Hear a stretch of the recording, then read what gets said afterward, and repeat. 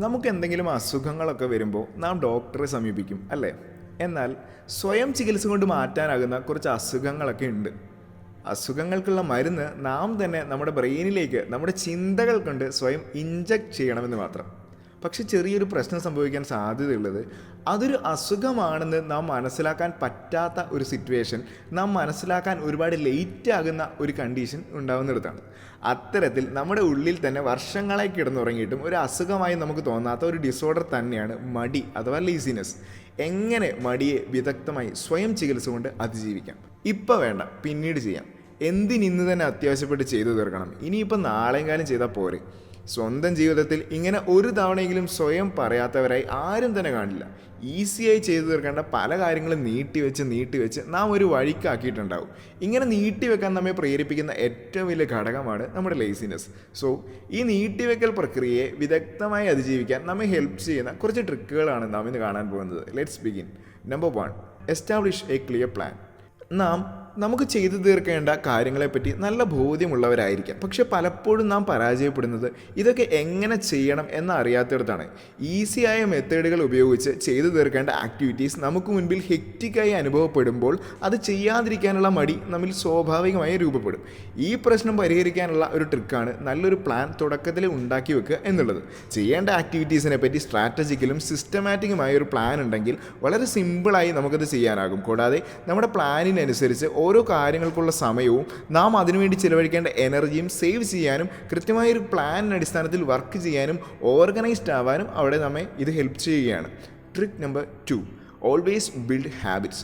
നല്ല ശീലങ്ങളുണ്ടെങ്കിൽ നമ്മൾ ചെയ്യുന്ന ആക്ടിവിറ്റീസുമായി നമുക്ക് വലിയ അപരിചിതത്വം, സ്ട്രേഞ്ച്നെസ് ഉണ്ടാകില്ല. എങ്ങനെയാണെന്നല്ലേ?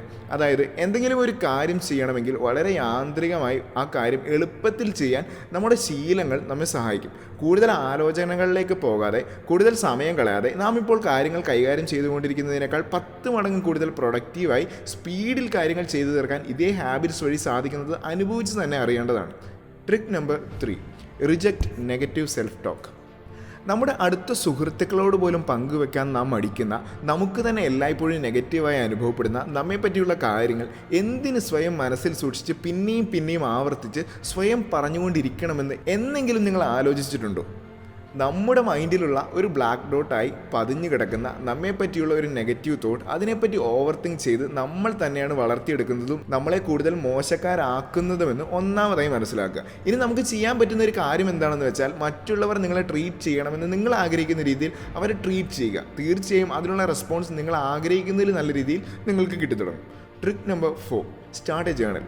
നമ്മുടെ മനസ്സിലുള്ള നല്ലതാവട്ടെ മോശമാകട്ടെ എല്ലാ ചിന്തകളെയും ഒരു പേപ്പറിലേക്ക് പകർത്തി എഴുതുന്നത് വഴി നമ്മുടെ മനസ്സിൻ്റെ ആലോചിച്ച് കൂട്ടാനുള്ള കുറേ ത്വരകളെ നമ്മൾ ഒഴിവാക്കി വിടുകയാണ്. അതായത് ഒരു പേപ്പറിൽ നമ്മുടെ ചിന്തകളെല്ലാം പകർത്തുമ്പോൾ നമ്മുടെ മനസ്സവിടെ എംപ്റ്റി ആവുകയും നമുക്ക് ആവശ്യമുള്ളതെല്ലാം ഒരു പേപ്പറിൽ നമ്മുടെ മുൻപിൽ ഫിസിക്കലി നമുക്ക് കാണാൻ സാധിക്കുകയും ചെയ്യും. അതുകൂടാതെ നമുക്ക് ചെയ്യേണ്ട കാര്യങ്ങളെപ്പറ്റി എല്ലാം വ്യക്തമായൊരു പ്ലാൻ ഉണ്ടാക്കാനും കൂടുതൽ ഓർഗാനിക്കായൊരു ലൈഫ് ബിൽഡ് ചെയ്യാനും ഈ നല്ല ശീലം നമ്മെ ഒരുപാട് ഹെൽപ്പ് ചെയ്യും. Trick number 5, stop making excuses. നമ്മുടെ പ്രശ്നങ്ങളിൽ നിന്ന് ഒളിച്ചോടുക എന്നുള്ളത് സ്വാഭാവികമായും നമ്മിൽ തന്നെ രൂപപ്പെടുന്ന ഒരു സ്വഭാവമാണ്. ആ ഒളിച്ചോട്ടത്തെ നിർത്താനായാൽ വിജയത്തിലേക്കുള്ള ഒരു പടി നാം എടുത്തു വെക്കുകയാണ്.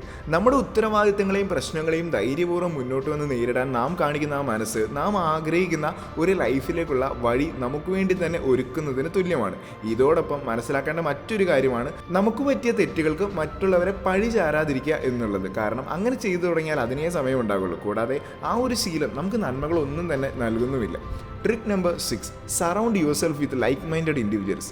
പണ്ട് കാലം മുതലേ നാം കേട്ട് ശീലിച്ചൊരു കോട്ടുണ്ട്. അതിങ്ങനെയാണ്: നിങ്ങൾ എന്ന് പറയുന്ന വ്യക്തി നിങ്ങൾ സ്ഥിരമായി ഇടപഴകുന്ന 5 വ്യക്തിത്വങ്ങളുടെ ആകെ തുകയായിരിക്കും. ഒരു പരിധിവരെ ഈ കോട്ട് ശരിയാണെന്ന് എനിക്ക് തോന്നിയിട്ടുണ്ട്. എല്ലായ്പ്പോഴും നമ്മോട് ചേർന്ന് നിൽക്കുന്ന ആളുകളുടെ കുറേ കാര്യങ്ങൾ നമ്മെ ഇൻഫ്ലുവൻസ് ചെയ്യുകയും നാം അവരുമായിട്ട് പല കാര്യങ്ങളിലും നാം പോലും അറിയാതെ റിലേറ്റഡ് ആവുകയും ചെയ്യും. സോ എപ്പോഴും നമുക്ക് നന്മ നൽകുന്നു എന്ന് തോന്നുന്ന ആളുകളെ ചേർത്ത് നിർത്തുവാനും അവരോടൊപ്പം ടൈം സ്പെൻഡ് ചെയ്യുവാനും ശ്രമിക്കുക. അങ്ങനെയല്ലാത്ത ആളുകളിൽ നിന്ന് മാറി നിൽക്കണമെന്നല്ല, അവരുടെ പ്രസൻസ് നിങ്ങൾക്ക് എങ്ങനെയാണ് ഫീൽ ചെയ്യുന്നതെന്ന് അറ്റ്ലീസ്റ്റ് അവരോട് തുറന്നു പറയാനുള്ള മനസ്സെങ്കിലും കാണിക്കുക. സോ ഇന്നത്തെ വീഡിയോയിൽ നമ്മുടെ മടി എന്ന അസുഖത്തെ അതിജീവിക്കാൻ പല ആസ്പെക്റ്റുകളിൽ നിന്ന് നമ്മെ ഹെൽപ്പ് ചെയ്യുന്ന 6 നല്ല ട്രിക്സ് ആണ് നാം കണ്ടത്. Stay strong, stay inspired, inspiring freak.